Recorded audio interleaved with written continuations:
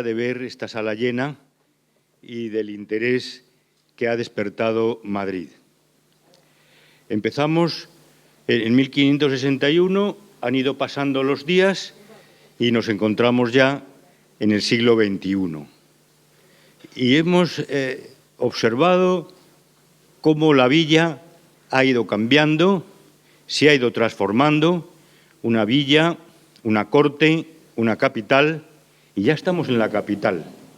Y para hablarnos de esta capital en este momento, pues tenemos a un gran especialista que es don Pedro Montoliu.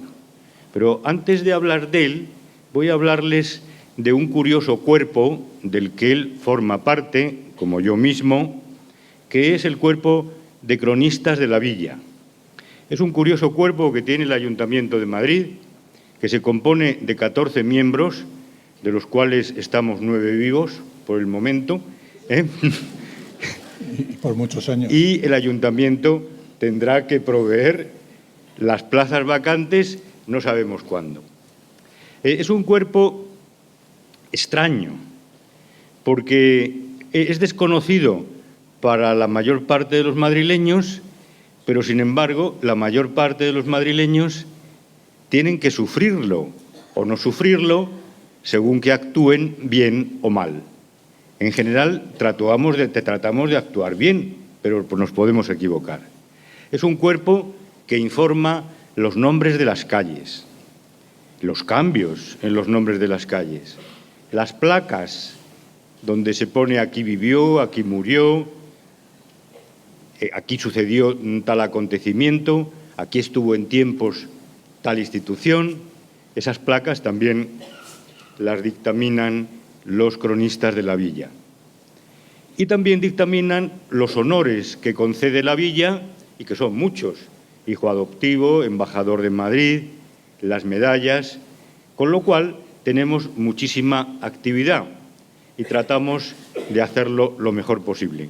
Lo más curioso es que lo hacemos gratis y que trabajamos muchísimo, pero lo hacemos curiosamente porque para todos nosotros el ser cronistas de la villa pues es un enorme honor y, al menos en mi caso, pues siempre fue, digamos, que un deseo desde que empecé a tener, digamos, constancia de lo que me gustaba Madrid y de lo que me gustaba su historia.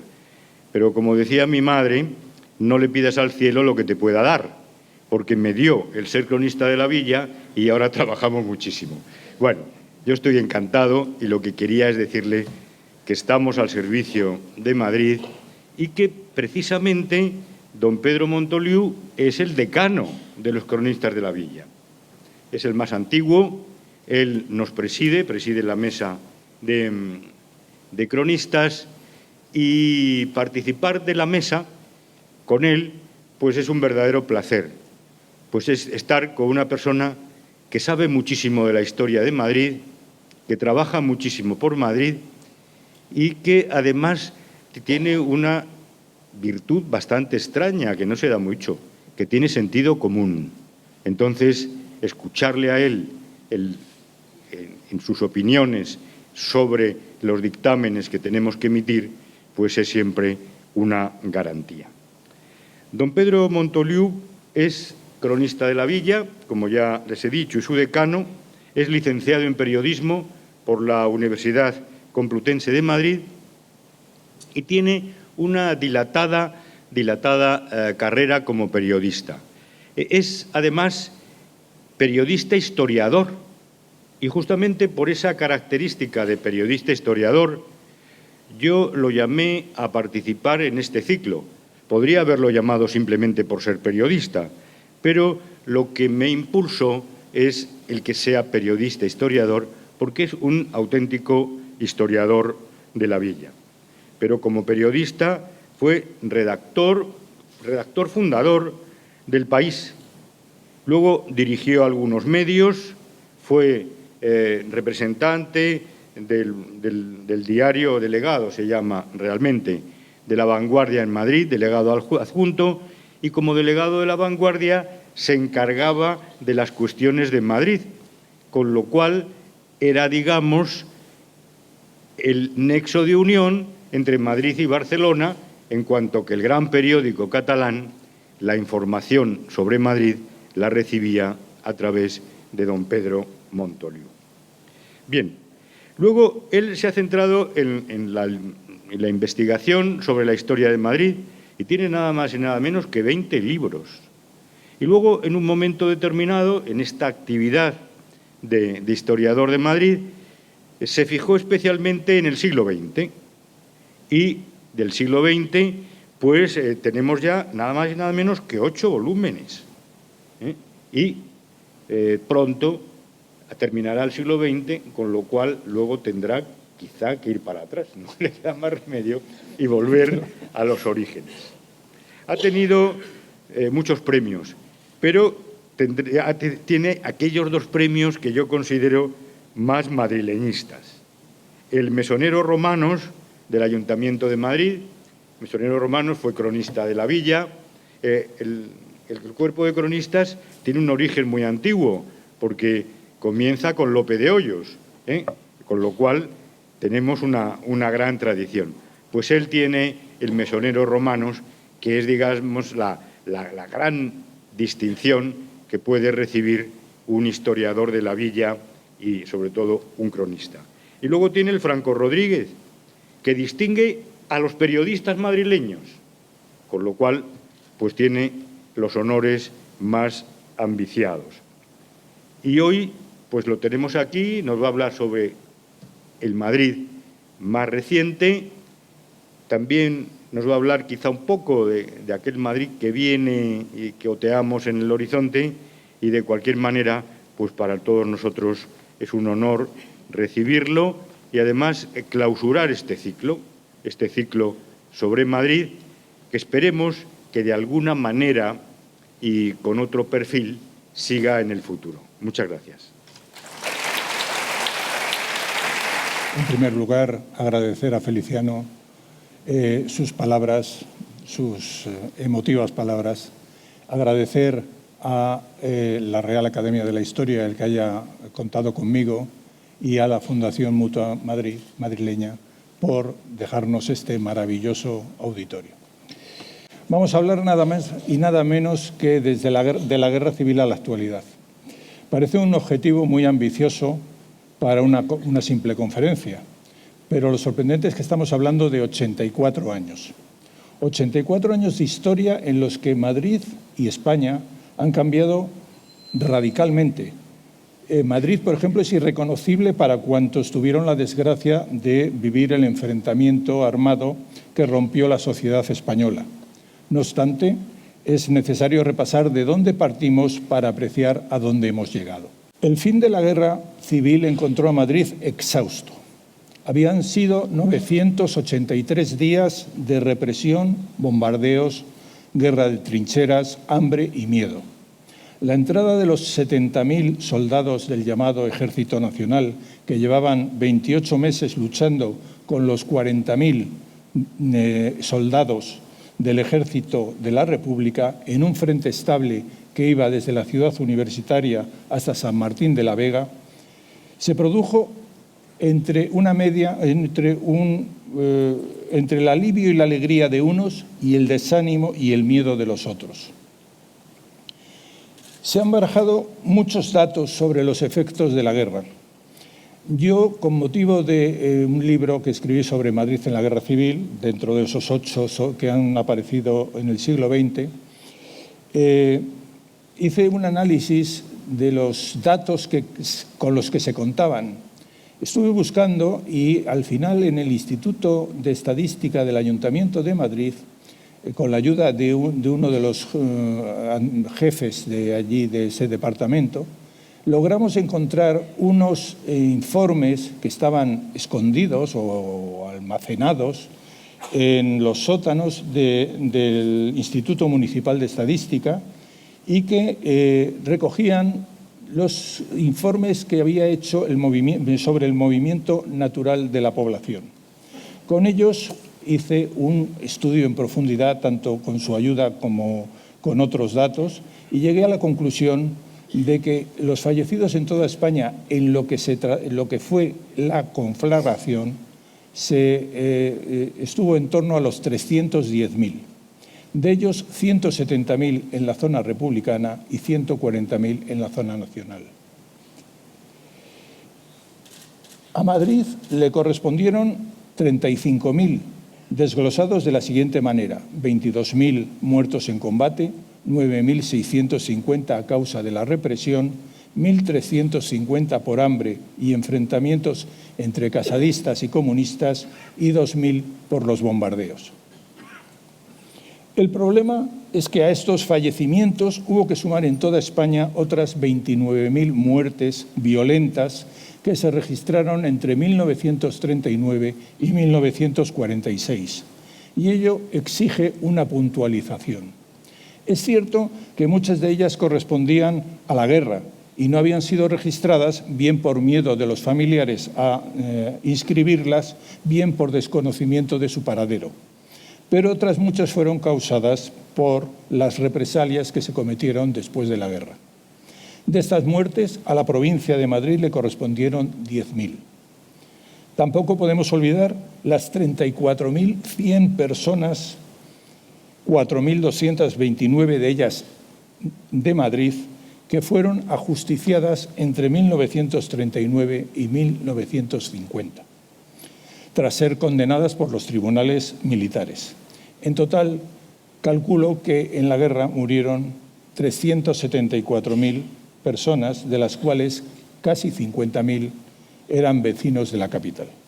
Sería injusto no citar asimismo a los 500.000 exiliados que salieron del país a raíz de la guerra, de los cuales 200.000 volvieron tras ver las penurias a las que se enfrentaban en el extranjero, los 700.000 que sufrieron procesos de depuración, los 900.000 a los que se abrió expediente en los tribunales militares, los 400.000 que sufrieron penas de prisión, de los que 80.000 fueron repartidos por colegios, conventos y cárceles madrileñas, y los 300.000 que fueron sancionados económicamente en aplicación de la Ley de Responsabilidades Políticas.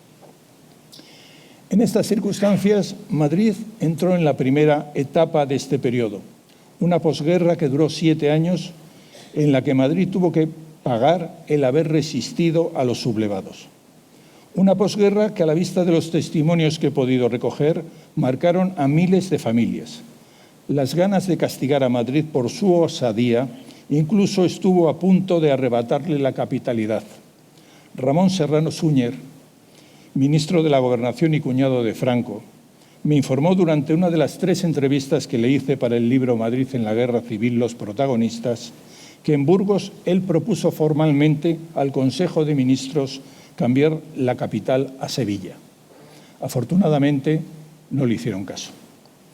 No se tomó esta decisión, pero sí se adoptaron otras que castigaron a Madrid y a los madrileños. Se cambió el nombre a numerosas calles. En este gráfico y en el siguiente vemos algunos de los más importantes.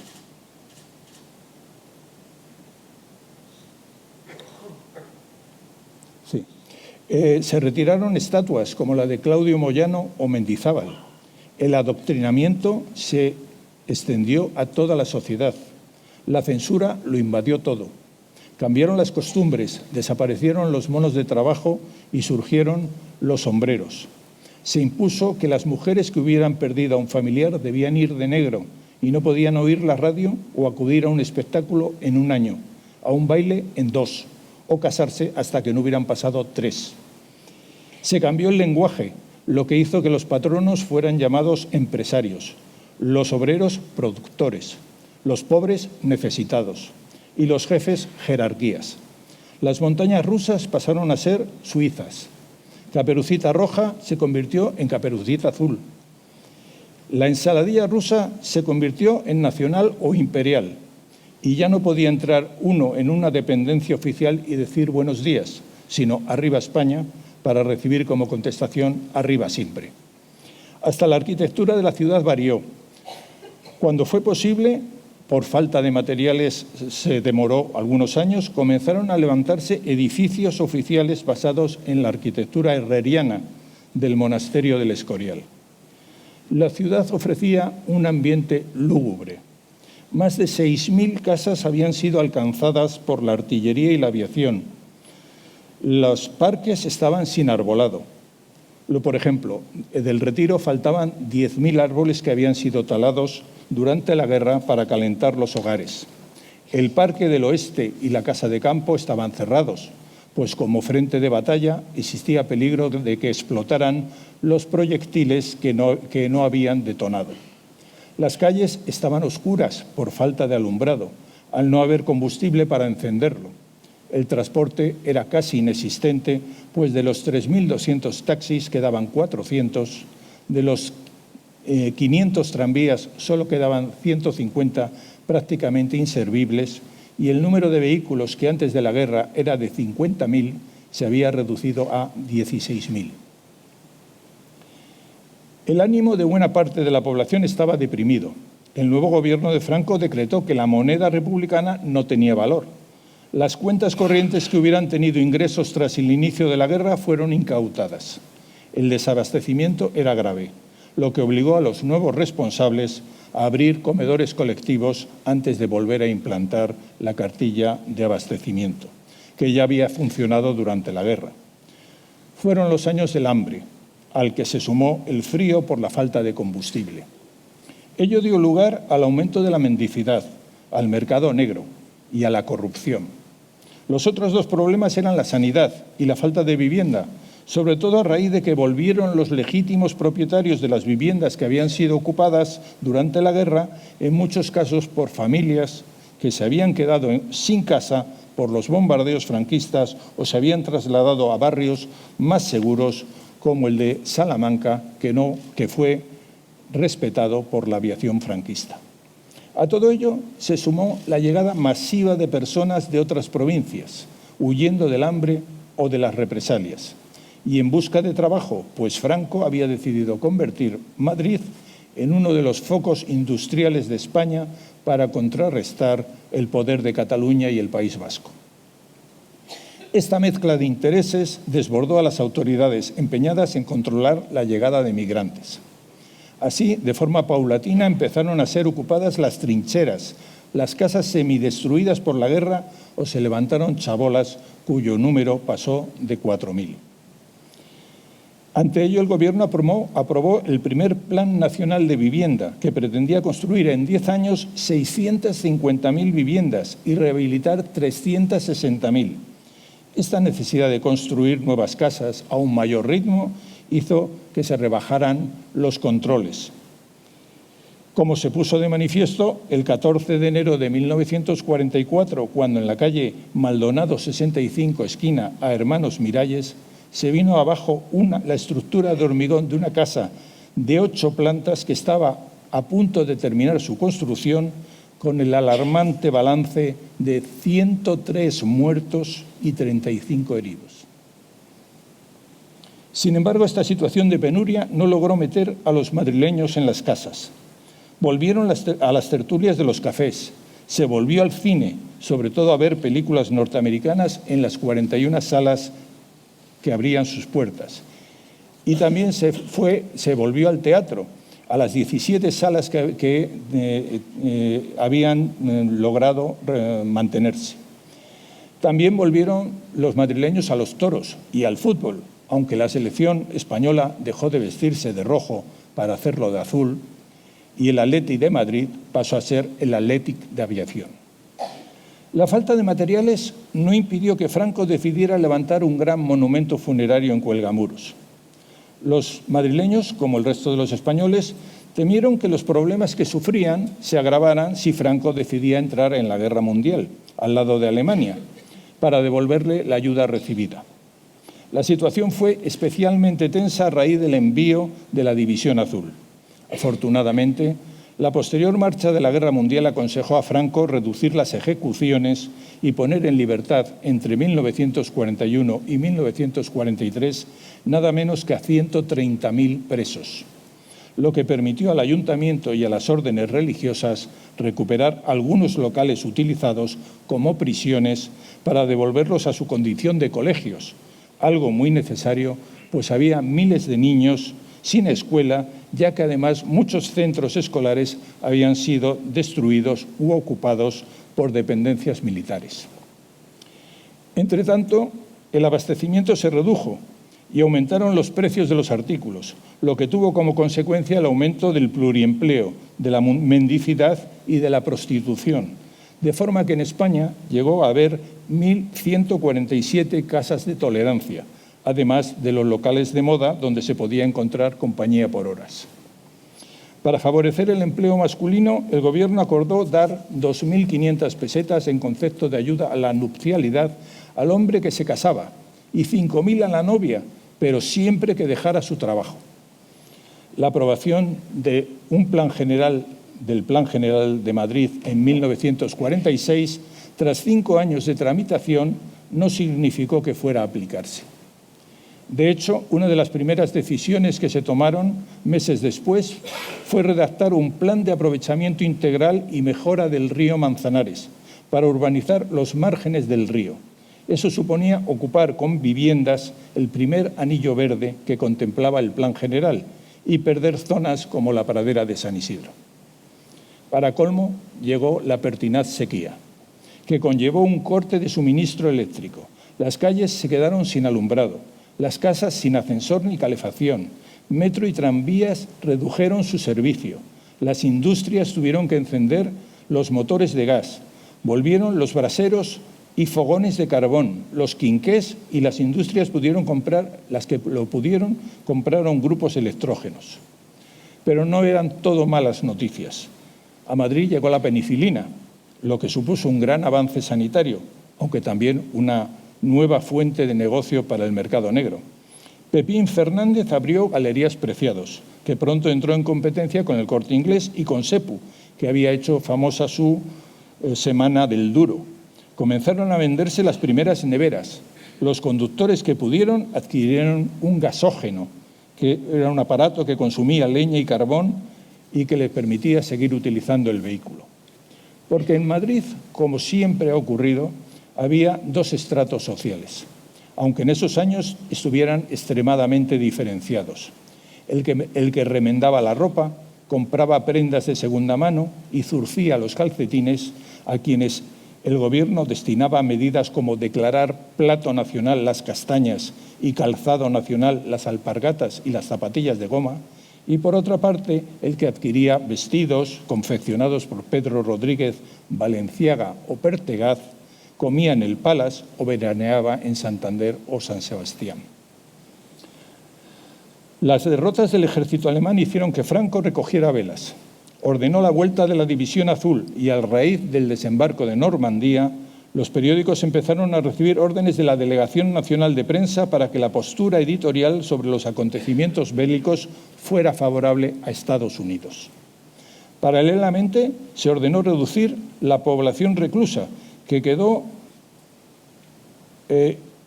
bajó hasta los 48.000 presos, de los que 10.000 eran por delitos comunes, el resto por delitos políticos, lo que permitió cerrar en toda España 234 presidios, como el de Porlier en Madrid. Para reubicar a los presos madrileños, en 1944 fue abierta la prisión provincial de Carabanchel, que había sido construida por 800 presos y a la que fueron llevados 7.000 reclusos. Fue una etapa en la que la radio se convirtió en la primera y en la principal distracción de la población, con aquellos aparatos Telefunken o Iberia en los que se escuchaban canciones de Quintero, León y Quiroga, cantadas por la Piquer, aquellos programas de peticiones del oyente o aquellos anuncios de para el otoño madrileño gabardinas butragueño.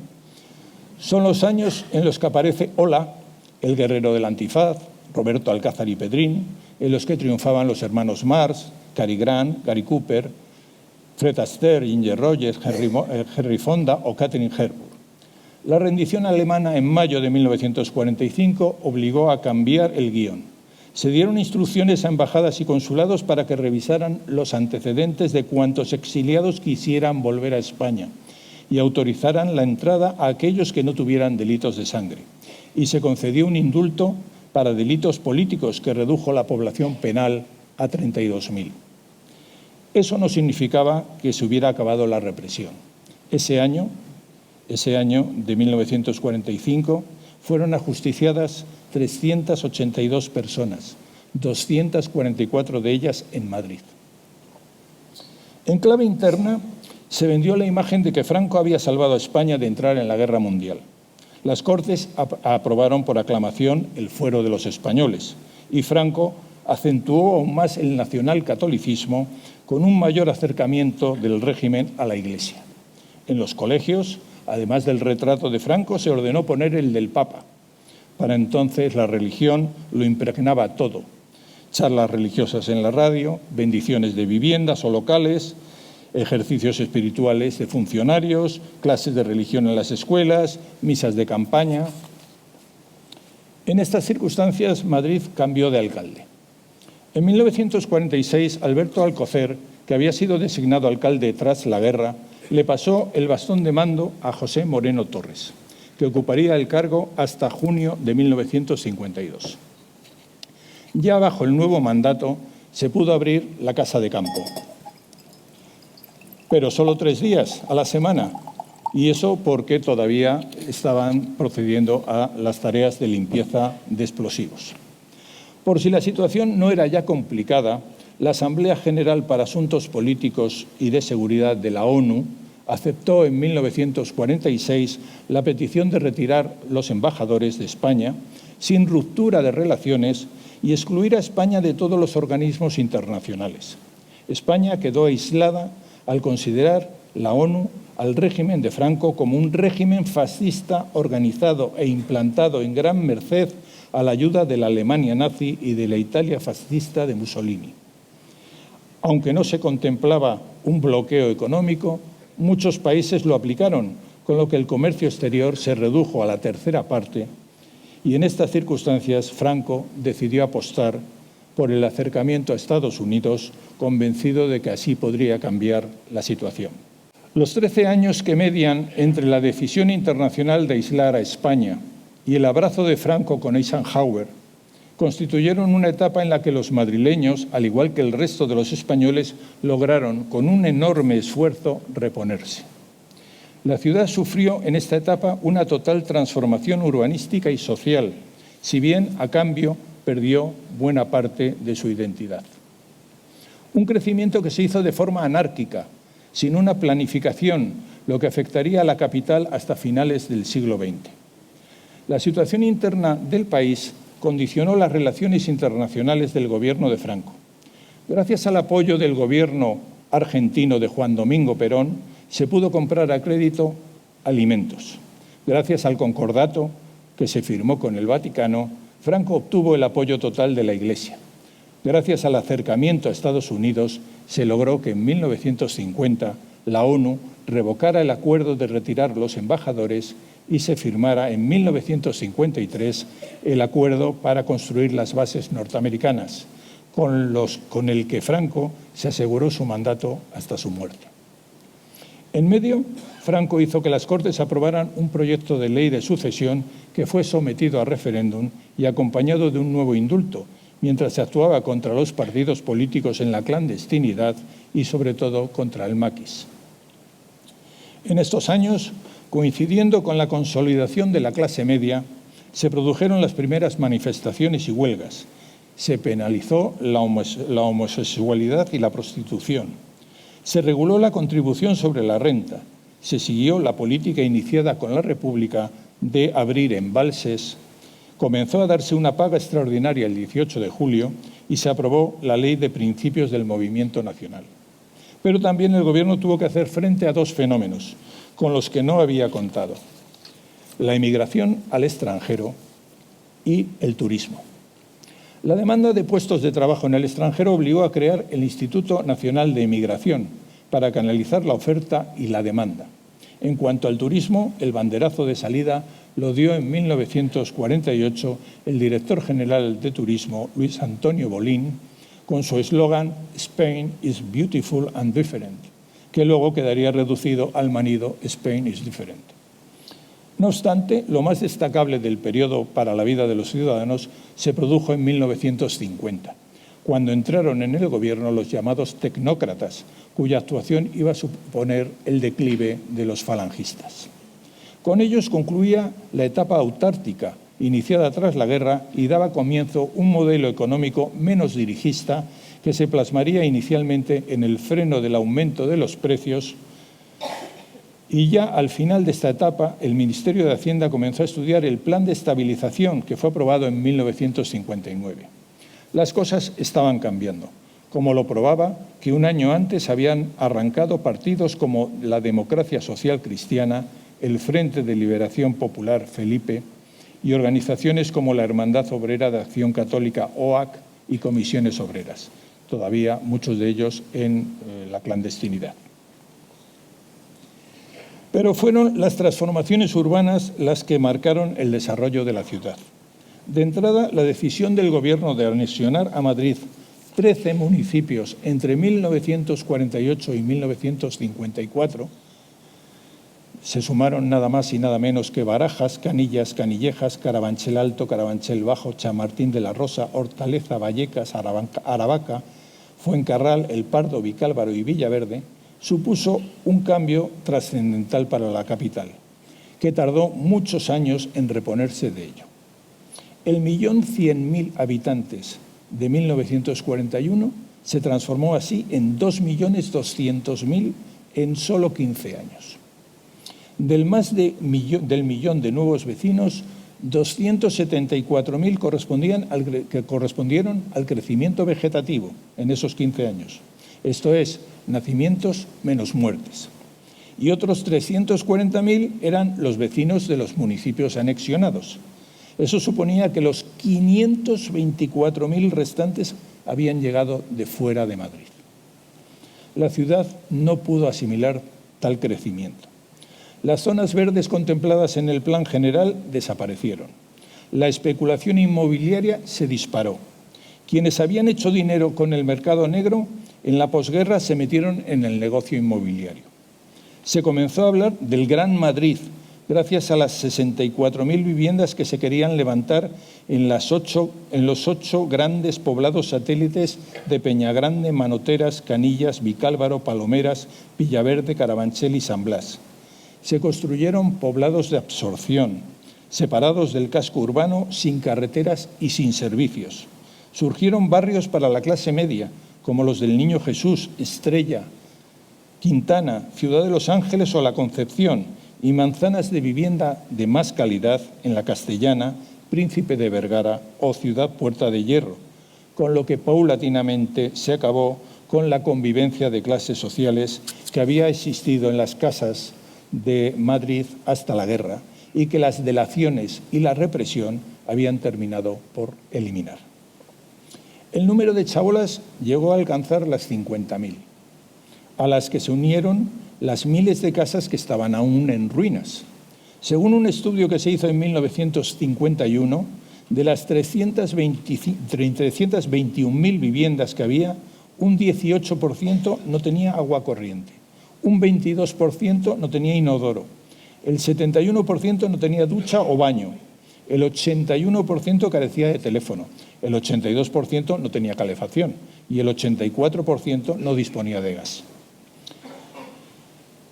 Al problema de la vivienda se añadía la falta de transporte, lo que exigía mucho tiempo para desplazarse hasta el punto de trabajo. La falta de mantenimiento de las infraestructuras y el material fue la causa de numerosos accidentes, entre los que destacó el ocurrido en 1952, cuando un tranvía ocupado por unas 140 personas, les recuerdo que la capacidad máxima era de 43, se precipitó por la calle Toledo, descarriló al entrar en el puente de Toledo y cayó sobre un huerto cultivado junto al Manzanares, con el balance de 15 muertos y 112 heridos. Este accidente motivó la sustitución del alcalde Moreno Torres por José Finat, conde de Mayalde. Si el primero había promovido la disolución de la empresa mixta de transportes urbanos de Madrid y la constitución de la empresa municipal de transportes, el segundo tuvo que hacer frente al espectacular aumento de vehículos, pues de los 116.000 vehículos existentes en 1954 se pasó a 238.000 5 años después. Para intentar frenar esta escalada, se incrementaron las inversiones en metro y autobuses, al tiempo que se construían los primeros aparcamientos subterráneos. Se planteaba suprimir los bulevares y mejorar las carreteras nacionales. Frente al crecimiento desaforado del extrarradio, el centro de Madrid cambió su imagen con grandes edificios como los nuevos ministerios, el Ministerio del Aire, la Casa Sindical, la Casa Sindical, que es la que está en el Paseo del Prado, a los que posteriormente se unieron la Embajada de los Estados Unidos, la Torre de Madrid, el Palacio de los Deportes, el Estadio del Manzanares, la Clínica de la Concepción o el Hospital de la Princesa. Abrieron sus puertas nuevos hoteles y cines, instalaciones deportivas como el Parque Sindical, la piscina de la Casa de Campo o la reconstruida Playa de Madrid. Concluyeron las obras de reconstrucción de varias facultades de la ciudad universitaria y se abrió la Feria del Campo. A cambio, los madrileños dijeron adiós al mercado de hierro de la Cebada o a la piscina de la Isla, demolida como consecuencia de los trabajos de canalización del Manzanares. Todo ello se completó con la implantación del cubo de basura, la construcción de mercados de barrio, el cierre de los establos de las vaquerías, el aumento del número de colegios y una mayor atención a las zonas verdes, pues se compró la Fuente del Berro, se hizo la Rosaleda del Parque del Oeste, se completó el cerramiento del Retiro y se terminaron los jardines de Sabatini.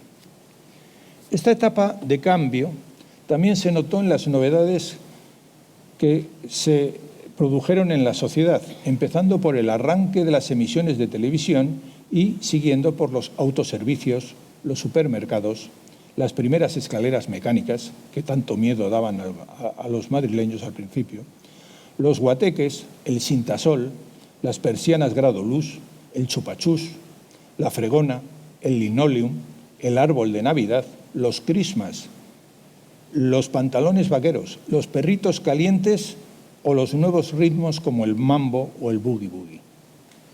Todas estas novedades compartieron espacio con programas de radio como el consultorio de Elena Francis, Carrusel Deportivo, Cabalgata Fin de Semana, las charlas del padre Venancio Marcos, las andanzas de Matilde Perico y Periquín o los seriales de Sautier Casaseca y Luis Alberca. También fue una época de sucesos como los crímenes del Jarabo o de accidentes como los del avión de Aviaco cerca de Barajas, con un saldo de 37 muertos, de otro de la compañía Iberia, cerca de Getafe, en el que murieron 21 personas, el de 2 trenes que colisionaron en Leganés, con un balance de 18 muertos, o el incendio de una fábrica de gafas en la calle Uceda, en el que murieron 24 personas, de ellas 16 jóvenes trabajadoras. Poco a poco Madrid empezaba a salir a flote. Franco veía cómo el avance de la Guerra Fría le favorecía y el Gobierno centró su atención en las mejoras interiores, empezando por el problema de la vivienda. La falta de hogares animó a las inmobiliarias privadas, con la connivencia de las administraciones, a construir masivamente en zonas reservadas para los anillos verdes, en terrenos rústicos y en suelos industriales, y a iniciar la venta de los pisos a plazos y sobre plano, lo que dio origen a algunas estafas.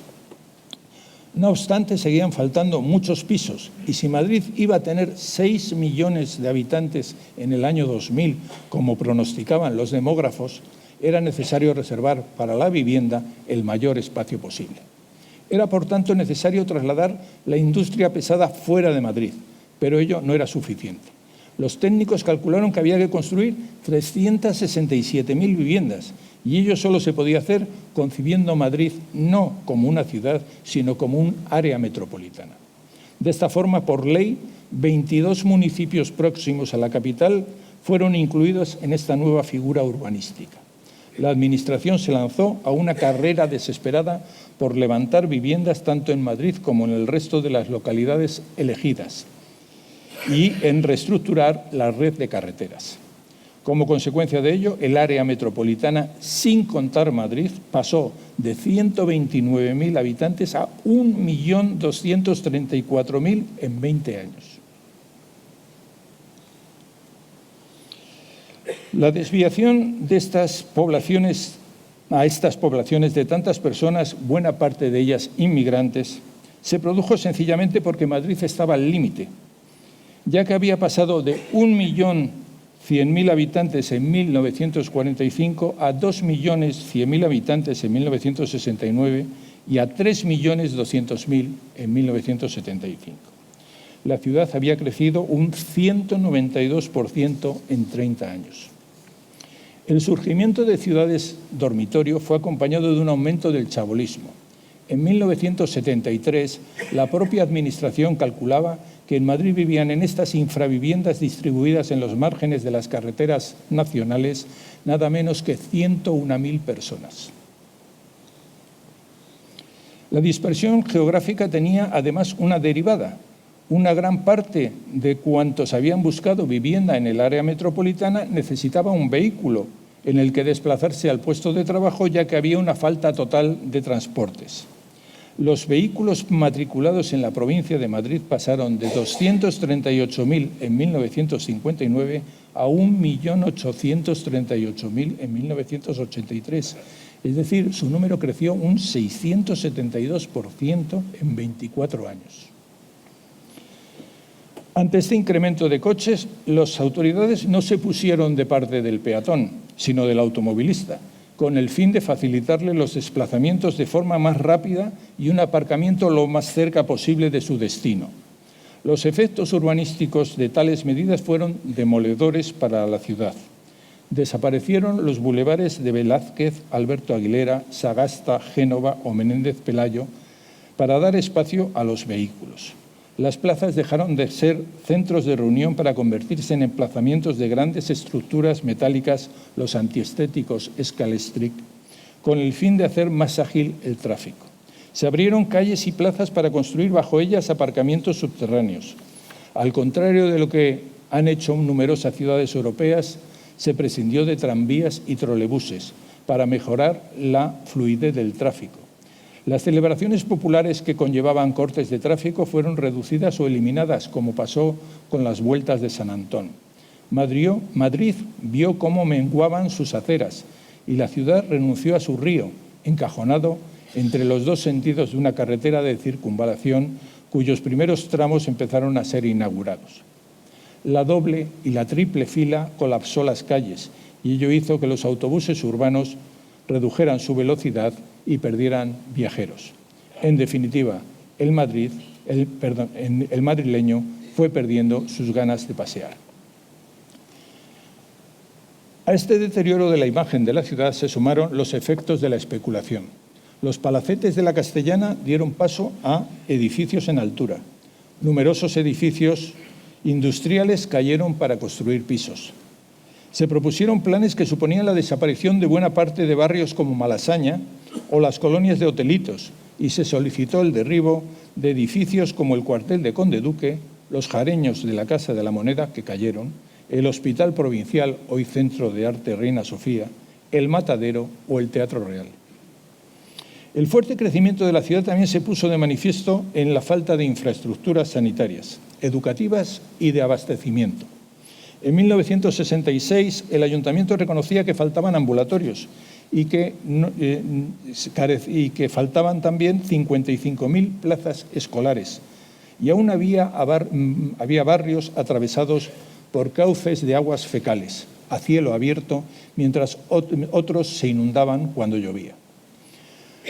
Para acabar con esta situación, las autoridades gubernativas y provinciales acometieron fuertes inversiones para construir hospitales como el actual Gregorio Marañón, antes Ciudad Sanitaria Francisco Franco, La Paz, 12 de octubre, antes 1 de octubre, o el Ramón y Cajal, una nueva universidad autónoma, un palacio de los deportes, un parque zoológico, otro de atracciones o un palacio de congresos y exposiciones. Estas realizaciones lograron que Madrid recuperara un nivel acorde con los tiempos en cuanto a equipamientos generales, pero si se bajaba al terreno, los barrios seguían teniendo numerosas carencias.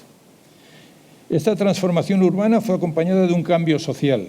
Desde principios de la década de los 60, las mujeres que habían logrado grandes avances en la República, incluido el voto, reivindicaron que había que acabar con la desigualdad impuesta. Primero se logró que el matrimonio no supusiera la pérdida del puesto de trabajo y que el sueldo fuera igual al de los compañeros, si bien en las empresas lo que se hizo fue cambiar la categoría a los hombres para seguir pagándoles más. Y comenzó a producirse un descenso de la natalidad, a medida que aumentaba el número de mujeres trabajadoras en sectores hasta ese momento reservados para los hombres.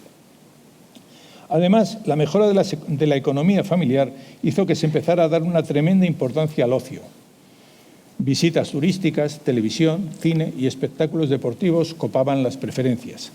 Fueron los años de series como Kung Fu o Crónicas de un pueblo y documentales como El hombre y la tierra, de Félix Rodríguez de la Fuente, para los adultos, o los chiripirifláuticos o El gran circo de Televisión Española para los niños.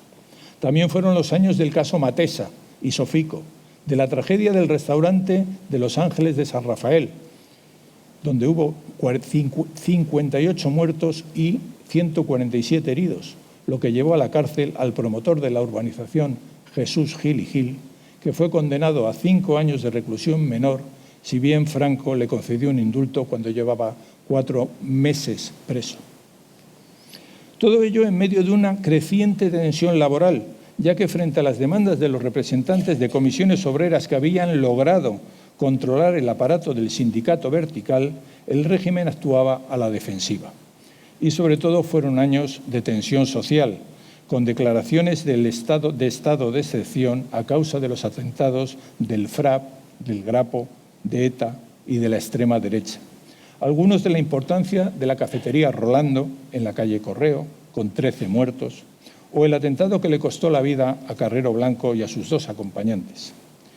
La ejecución de 2 militantes de ETA y 3 del FRAP el 27 de septiembre de 1975 fue el último capítulo de un régimen que sería desmantelado a partir del 20 de noviembre de 1975, fecha en la que falleció Franco. Los 4 años que mediaron entre la muerte del dictador y las elecciones de las que salieron los primeros ayuntamientos democráticos fueron trepidantes.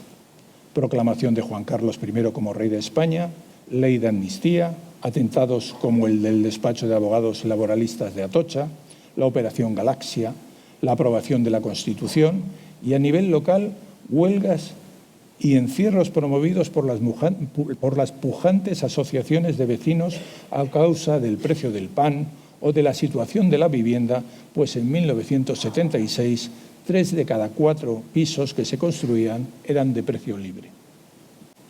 A nivel local, los 2 alcaldes de la transición fueron Juan de Despacochaga, que estuvo 23 meses en el cargo, en los que impulsó un plan urgente de acondicionamiento de barriadas y arrancó la primera fase del plan de saneamiento integral, concluyó el colector de Butarque y acometió la redacción del catálogo de edificios y conjuntos monumentales. Y José Luis Álvarez, que permaneció tan solo 9 meses e intentó continuar con la labor de reequilibrar la ciudad con un plan de rehabilitación de edificios en el centro y la recuperación del Día del Árbol, pero también tomó decisiones polémicas como la autorización de la licencia del centro comercial La Vaguada, que sería duramente contestada por los vecinos del barrio del Pilar. El gobierno de Suárez fue consciente de la importancia que tenía la resolución del problema de la vivienda y por ello anunció la construcción en 3 años de 450.000 viviendas en toda España. De ellas en Madrid se querían levantar 45.000, pero solo se pudo acometer la construcción de 13.000.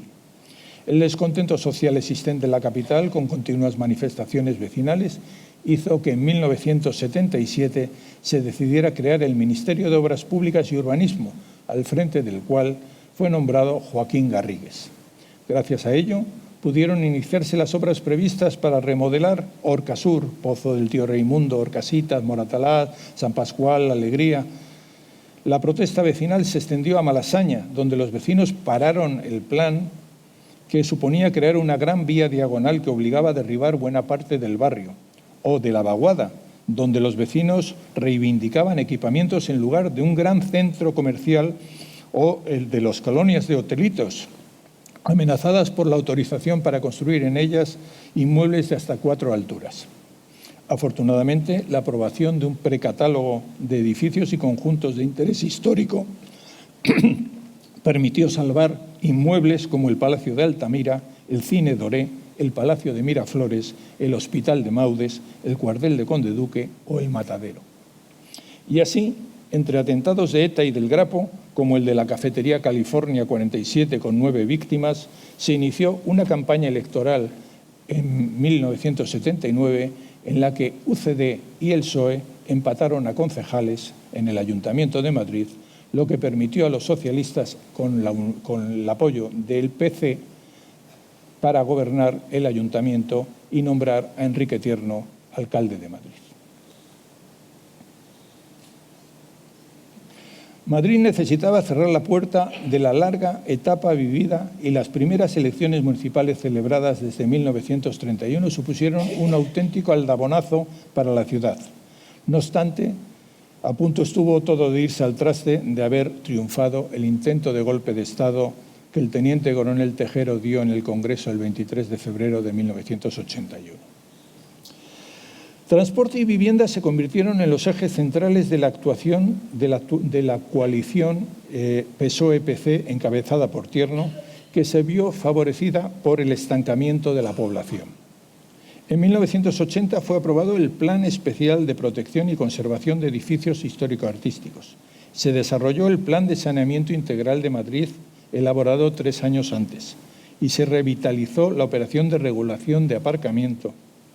Además, el equipo de Tierno comenzó a elaborar un nuevo Plan General de Ordenación Urbana que el Pleno aprobó en noviembre de 1984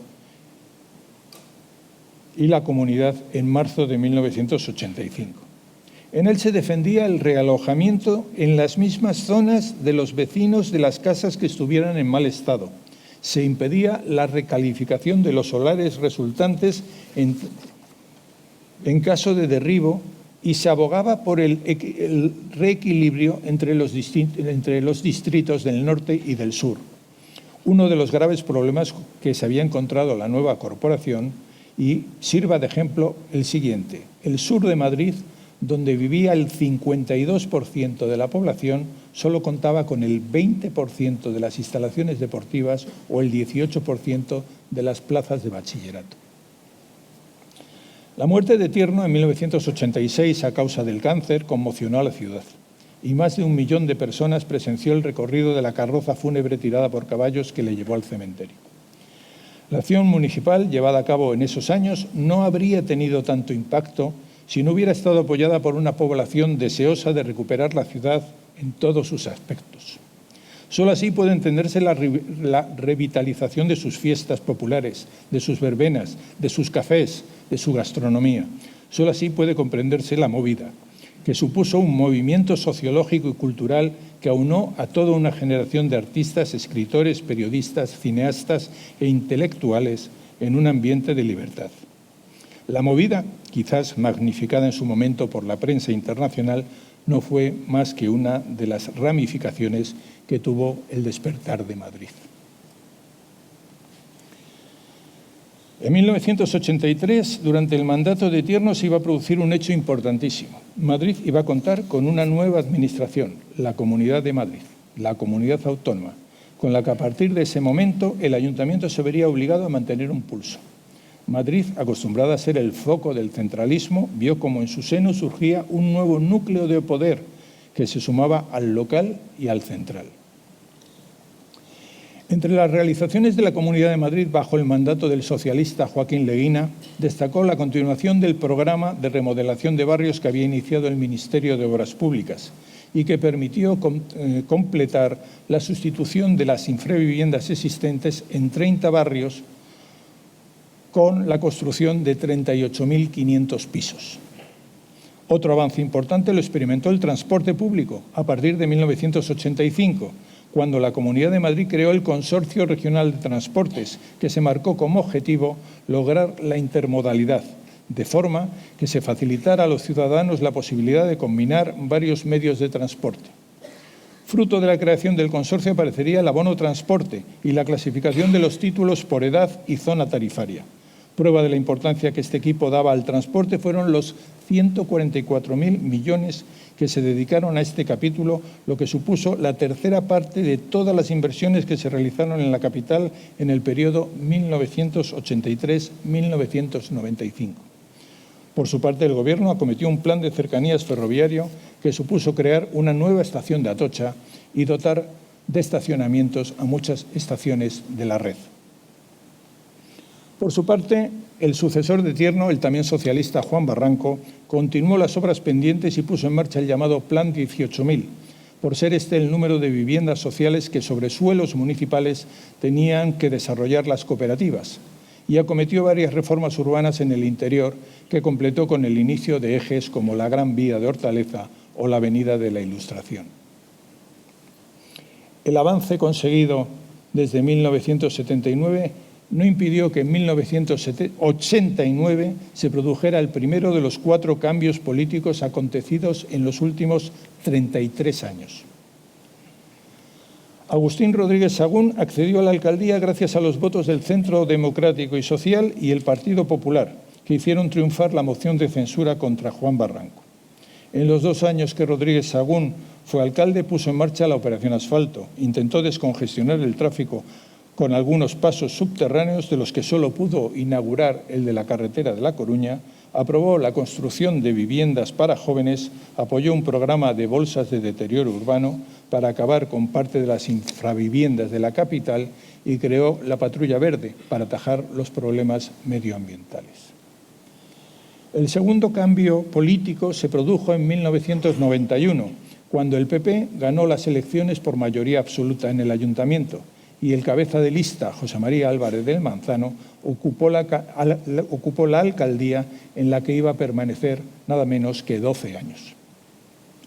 Al igual que Rodríguez Sagún, los 3 primeros años de mandato tuvo que cohabitar con una administración regional en manos de los socialistas, lo que creó algunas fricciones, pues no compartían criterios sobre temas como la movilidad, ya que para el PP había que favorecer el vehículo ante el crecimiento de la ciudad. En consecuencia, Álvarez del Manzano volvió a invertir en grandes infraestructuras viarias, como los pasos subterráneos de Costa Rica, San Vicente, República Dominicana, Conde de Casal, Cristo Rey, María de Molina, Bailén o Santa María de la Cabeza, que favorecieron el uso del automóvil privado, y desde el Ayuntamiento se instó a que el Estado completara el cierre de la M30 y de la M40. Asimismo, el PP municipal se volcó en la construcción de grandes equipamientos, como el Palacio Municipal de Congresos, los museos de la ciudad y de San Isidro, el Faro de Moncloa, el Palacio de Cristal de Arganzuela, a los que se sumaron centros sociales, culturales, bibliotecas, polideportivos y parques, al tiempo que se recuperaban edificios como el Palacio de Linares o la Casa de la Panadería, y espacios como la Plaza de Oriente. Entre las operaciones urbanísticas realizadas destacaron las de Puente de Ventas, Campo de las Naciones, que permitió la creación de los recintos feriales de IFEMA, Gran Vía de Hortaleza, Pista Alegre o el Pasillo Verde ferroviario, que cambiaron muchas zonas de la ciudad. Igualmente se construyeron grandes parques, como los de Prado Longo o Juan Carlos I, y continuaron los procesos de rehabilitación de zonas del casco antiguo, como Lavapiés y Plaza Mayor, y de recuperación de monumentos. El tercer cambio político se produjo en 1995, cuando el candidato popular Alberto Ruiz Gallardón derrotó a Leguina en las elecciones de ese año. A partir de ese momento, salvo los 4 años de mandato de Manuela Carmena, el PP ha gobernado en el ayuntamiento y en la comunidad. En el primer mandato de Ruiz Gallardón como presidente de la comunidad, la red de metro, que en 1995 contaba con 120 kilómetros, creció nada menos que 56. No contento con ello, en su segundo mandato la amplió otros 56, lo que supuso llevar la red a las principales poblaciones del sur gracias al Metrosur. También Gallardón puso en marcha grandes equipamientos e infraestructuras como la M45, sustituyó la antigua maternidad de O'Donnell por un gran complejo hospitalario materno-infantil y levantó un nuevo Palacio de los Deportes y un edificio para los teatros del Canal. Estas actuaciones le reportaron al Partido Popular importantes rentabilidades políticas en las siguientes elecciones. Mientras tanto, la población de la capital seguía descendiendo, ya que en 1991 el padrón indicó que había 3.010.000 madrileños y en 1996 esta cifra bajó incluso a los 2.866.000 vecinos. A pesar de ello, el problema de la vivienda continuaba siendo uno de los más preocupantes, pues en ese año de 1995 se calculaba que cada año 40.000 familias necesitaban encontrar un piso, razón por la que el Ayuntamiento de Álvarez del Manzano aprobó, sin esperar a que estuviera redactado un nuevo plan general, 5 nuevos barrios en Las Tablas, Montecarmelo, San Chinarro, Carabanchel y Vallecas. El nuevo plan general sería finalmente aprobado en 1997. En él, además del desarrollo de operaciones como las de Campamento o Chamartín, se incluyeron los equipamientos necesarios para que Madrid fuera una ciudad olímpica en el año 2012. Se llegó así al año 2003, en el que Ruiz Gallardón pasó de la comunidad al ayuntamiento. Si en la comunidad su joya de la corona había sido el metro, en el Ayuntamiento de Madrid fue la M30, un cinturón de circunvalación que pasaba junto al río Manzanares a poca distancia del casco histórico. Se propuso soterrar en tan solo 4 años 19 kilómetros de la M30 para sustituirlos por una zona verde peatonal, Madrid-Río, que devolviera el río Manzanares a los madrileños. Además, construyó grandes equipamientos, el pabellón Madrid Arena, la Caja Mágica, el canal de remo, pensando en los Juegos Olímpicos, primero de 2012 y más tarde cuando nos echaron abajo en los de 2016. Abrió nuevos intercambiadores de transportes y nuevos parques. Al igual que había hecho cuando era presidente regional, dedicó una atención especial a la recuperación de grandes equipamientos culturales, como la rehabilitación del antiguo matadero o el cuartel de Conde Duque, a los que unió otros nuevos como el Circo Price. Eso por no hablar de los 466 millones que le costó adquirir y rehabilitar el Palacio de Cibeles, al que trasladó el ayuntamiento. El problema es que, salvo el caso de la Caja Mágica, que hoy es sede de la Mutua Open Madrid, que patrocina Mutua Automovilística Madrileña, cuya fundación hoy nos acoge, algunos de estos grandes equipamientos terminaron en fracaso. El pabellón Madrid Arena, pensado como gran pabellón multiusos para la cita olímpica, fue cerrado tras la avalancha que causó la muerte de 5 jóvenes en la madrugada del 1 de noviembre del año 2012. El centro acuático paralizó sus obras al saberse que Madrid no iba a ser sede olímpica, y el centro de congresos se quedó en la cimentación. Por su parte, en la Comunidad de Madrid, Esperanza Aguirre, a la vista de lo que había hecho su predecesor, decidió seguir la misma política y acometió la construcción de otros 90 kilómetros de metro y también de grandes equipamientos como la Ciudad de la Justicia, de la que tan solo pudo inaugurar un edificio. También construyó 8 grandes hospitales y más de 70 centros de salud, pero estas mejoras se vieron ensombrecidas por su política de privatización de parte de las instalaciones sanitarias. No obstante, hay que reconocer que el fuerte crecimiento de la red de metro, unido a la mejora de las conexiones de cercanías y a la renovación de la flota de la MT, tuvo un efecto positivo. El número de viajeros de metro, que era de 321 millones en 1985, subió hasta los 688 millones en el año 2007. Los 440 millones de la MT de 1985 alcanzaron los 491 en 2006 y los 49 millones de la red de cercanías se incrementaron hasta los 234 en 2006. A la vista de este relato, puedo asegurarles que, en mi opinión, el periodo 1979-2007 fue el más fructífero para nuestra ciudad. Esta evolución positiva comenzó a ofrecer fisuras precisamente a partir de la crisis económica del año 2008, sin que desde entonces las fuertes inversiones realizadas hayan logrado que el metro y la MT alcanzara aquellos máximos de viajeros de 2006 y 2007. Únicamente los trenes de cercanías repitieron récord en el año 2018, si bien no lo superaron. Y si eso pasaba antes de la pandemia, los datos durante esta fueron desastrosos.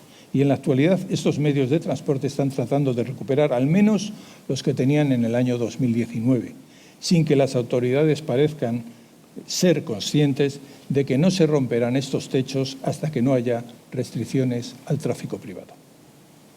El cuarto cambio político fue el que se produjo cuando Manuela Carmena fue elegida alcaldesa de Madrid, por un nuevo partido llamado Ahora Madrid. Durante los 4 años de su mandato se intentó devolver una parte de la ciudad al peatón y así la Gran Vía ensanchó sus aceras y se limitó el tráfico en el centro gracias a que todo el espacio comprendido entre las rondas fue declarado zona de bajas emisiones de especial protección, lo que impedía entrar en esta zona a los vehículos salvo que tuvieran un distintivo medioambiental o fueran a aparcar a un estacionamiento público. Esta actuación se hizo procurando reducir la deuda pública, al igual que había hecho Ana Botella, que no obstante logró concluir las obras de Madrid-Río. Por su parte, José Luis Martínez Almeida, en los 4 años de su primer mandato, ha acometido las obras de la Plaza de España, ha retirado los pasos a distinto nivel de Lope de Hoyos o Pedro Bosch y ha remodelado la Puerta del Sol y las plazas de la Vaguada, Pontejos o Mostenses, al tiempo que retocaba Madrid Central para convertirlo en Madrid 360 e incluir en él a la Plaza Elíptica como zona de bajas emisiones. Por su parte, Isabel Díaz Ayuso, con unos presupuestos prorrogados por no contar con suficientes apoyos en la Asamblea de Madrid, solo pudo levantar en su primer mandato el Hospital Isabel Zendal y acometer las obras de la línea 7 de metro, si bien esta ampliación terminó afectando a las viviendas de 600 vecinos de San Fernando de Henares. Y llegamos a 2023. Estamos en un momento clave para el desarrollo de esta ciudad a la vista de los planes que se barajan y de las obras que ya están en marcha para el próximo cuatrienio.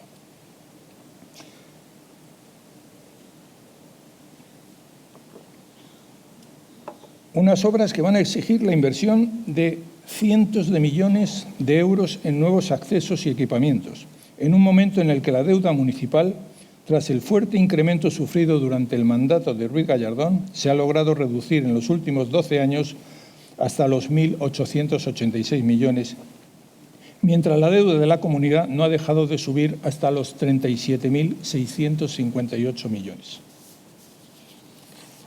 En el gráfico pueden ver los proyectos más importantes que están en marcha. Desde la construcción en los nuevos barrios de 160.000 viviendas, que son ni más ni menos que el 10% de todas las que hay en Madrid, y el mismo número de las que se encuentran actualmente vacías, hasta importantes equipamientos como la Ciudad de la Justicia.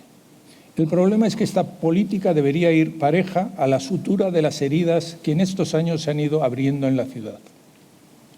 La apuesta por el crecimiento de Madrid como motor del país debe ir unida a la dotación de suficiente presupuesto para mejorar la sanidad e incrementar el número y la calidad de las residencias o los colegios públicos.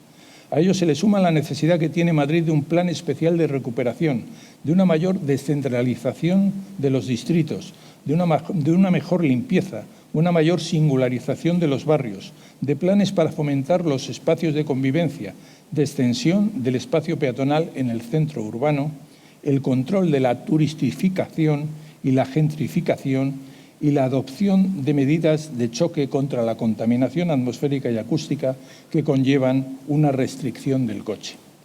Madrid es sin duda la región más rica de España y un magnífico emplazamiento para las 558.000 empresas aquí radicadas. Localidades como Pozuelo, Boadilla, Torrelodones, Las Rozas y Majadahonda están entre los 10 municipios más ricos del país. Hace 2 semanas el INE publicó el Atlas de Distribución de Renta de los Hogares del año 2021. Aquí pueden ver cómo frente a rentas en Pozuelo o Boadilla de 38.500 euros, toda la zona sureste oscila en torno a los 15.000, es decir, menos de la mitad, euros por hogar al año. Y hay localidades como Fuenlabrada con 12.250. En Madrid capital las diferencias son incluso más acusadas. Frente a los 38.850 de barrios como Chamartín, Salamanca o Ciudad Lineal, hay secciones es decir, barrios, de Villaverde, que tienen 10.850, Vicálvaro, 8.050 y Villa de Vallecas, con 6.650 al año. Ante ello, el INE calcula que el 21% de las familias madrileñas están en riesgo de pobreza o exclusión social. En sanidad, frente a las 3,4 camas hospitalarias por 1.000 habitantes que había en 2001, ahora hay 2,1, por lo que no llegamos al estándar fijado por la Organización Mundial de la Salud. En atención primaria tenemos 0,68 facultativos por cada 1.000 habitantes, lo que nos sitúa también a la cola, solo seguidos de Baleares. En enfermería tenemos 0,5 profesionales por cada 1.000 habitantes, lo que de nuevo nos pone al final de la lista. Y en gasto sanitario solo nos sigue Andalucía.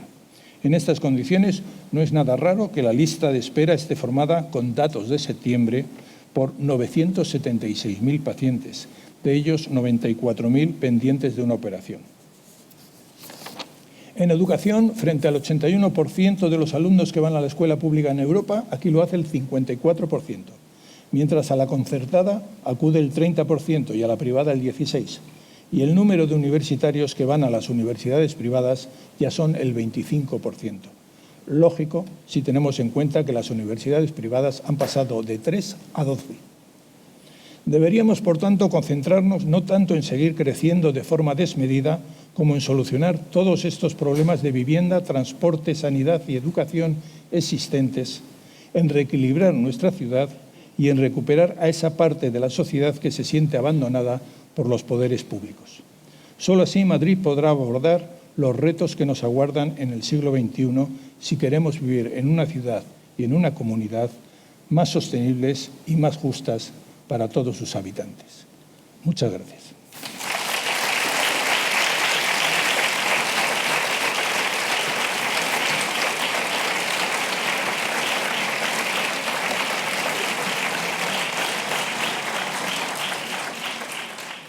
Pues vamos a ver, Pedro, qué es lo que nos preguntan. Es posible que en general en España el problema de la vivienda es agravado porque la ley no protege suficientemente al propietario frente a los impagos del inquilino, que es un viejo problema, ¿no? Sí. Esta es una pregunta. Bien, evidentemente ha habido a lo largo de la historia de la ciudad y del país ha habido un cambio sustancial con respecto al tema de la vivienda de alquiler. Hubo un tiempo, durante muchos años, durante los que se congeló el alquiler porque se consideraba que era un bien primario. De ahí pasó a la libertad absoluta. Y la libertad absoluta terminó, pues a lo mejor, evidentemente, con el impago de muchos pisos. Se ha reducido bastante con respecto a las leyes, han reducido bastante ese tiempo. Sigue habiendo esa pega que hace que en este momento haya 150.000 viviendas vacías en Madrid. Precisamente el número de viviendas que quieren construir ahora. Posiblemente no sería necesario hacer esa fuerte inversión, además en barrios tan separados del casco urbano, lo cual exige muchísimo dinero para las conexiones tanto de carreteras como de metro, como si existiera una mejor protección del propietario que le animara a alquilar ese piso. Lógicamente, también tiene que jugar con el precio. Los precios en Madrid se han disparado y entonces la gente prefiere irse mucho más lejos, aunque incluso yéndose a Segovia, para no tener que pagar esas cantidades. Entonces, si se redujera los alquileres, por un lado, y se cambiara la ley, fuera mucho más ágil para los que no pagan, evidentemente se conseguiría no solo una mejor distribución de la vivienda, sino al mismo tiempo un ahorro sustancial en nuevas construcciones. La otra pregunta, pues que yo estoy completamente de acuerdo con ella, para contestarla, positivamente. Y justamente antes de entrar a la conferencia hablábamos de una de las disposiciones, la última disposición de un alcalde, que fue derruir el Hotel Florida de la Plaza del Callao, que era un edificio de palacios soberbio, para construir el horror de Galerías Preciados. Pero igual que cayó el Hotel Florida, pues cayeron muchísimos más. Pero te hago la pregunta. Las décadas 50 y 60, y pregunta, ¿se pueden considerar las más desastrosas de la historia por la pérdida de bienes y edificios históricos? Evidentemente para Madrid fue un antes y un después. No había ninguna sensibilidad hacia la ciudad. Se pensó que el desarrollismo se podía acabar con todo. Hay una anécdota. Arias Navarro volvió de Orleans de un congreso y dijo: hay que hacer lo que hacen allí, lo que estorba se quita. Y entonces, pues esa fue su política, lo que estorba se quita. Entonces, el tema es que para ellos les estorbaba pues los grandes edificios, los palacetes, es decir, y eso venía además apoyado por una élite que buscaba su beneficio con la especulación. Bueno, pues vamos a...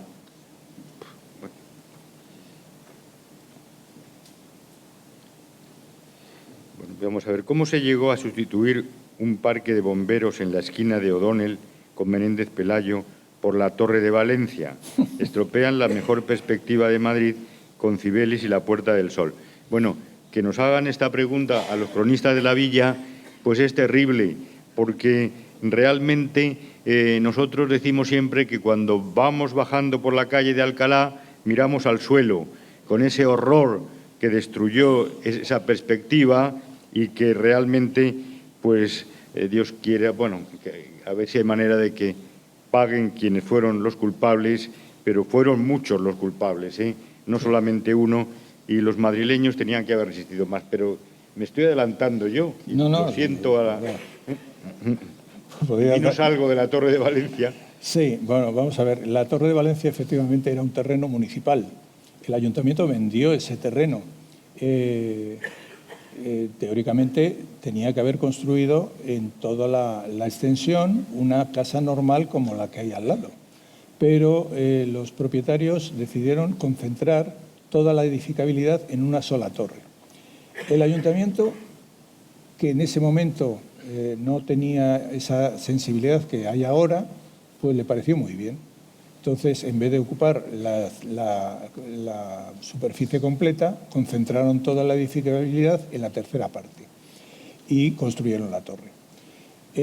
Nadie se dio cuenta, aparentemente, hasta que un fotógrafo del Ya pasó por la Cibeles, miró hacia la Puerta de Alcalá y de repente vio asomarse por encima de la Puerta de Alcalá aquel edificio.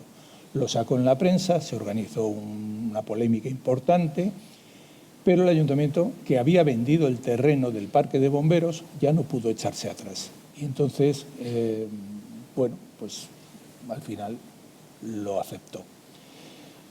Como ha aceptado el crecimiento de las torres de Jerez, de la plaza de Colón, pues con ese crecimiento que si uno ahora se va al Paseo del Prado y mira las Cibeles, de repente ve por encima de las Cibeles surgir 6 pisos más de lo que tenía la torre.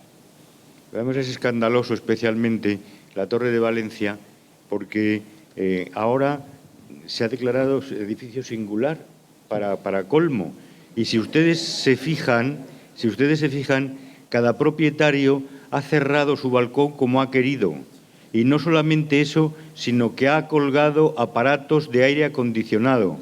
Yo ya no lo veré, pero quizá en algún momento pues esa torre desaparezca. Bueno, no lo sé, pero es quizá una de las heridas mayores que tiene Madrid.